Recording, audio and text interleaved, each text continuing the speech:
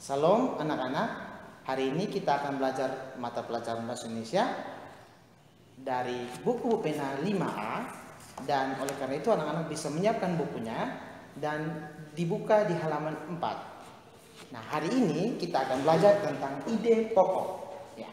Ide pokok itu adalah inti atau dasar permasalahan dari suatu teks. Nah, di sini pas sudah tulis ide pokok ya. Ide pokok itu inti atau dasar permasalahan. Ya, permasalahan suatu teks. Ya. Oke. Inti atau dasar permasalahan dari suatu teks. Nah, bagaimana cara anak-anak bisa menentukan ide pokok dari suatu teks? Cara menentukannya adalah kita harus membaca teks tersebut secara seksama dan keseluruhan.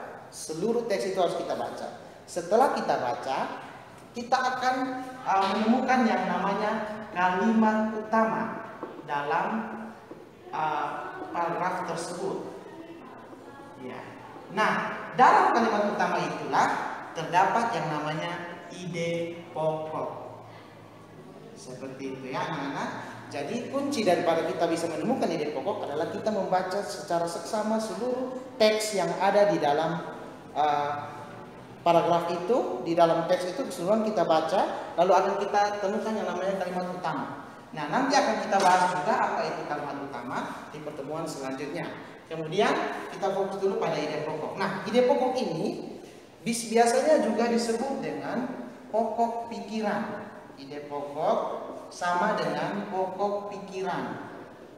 Pokok pikiran atau biasa juga disebut dengan gagasan pokok. Ya. Jadi kalau ada soal yang muncul, tentukan ide pokok dari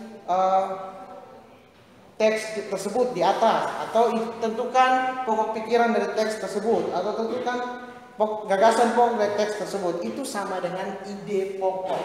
Jadi anak-anak tidak usah bingung lagi. Caranya adalah temukan kalimat utama pada teks tersebut. Di dalam kalimat utama itu terdapat ide pokok. Seperti itu.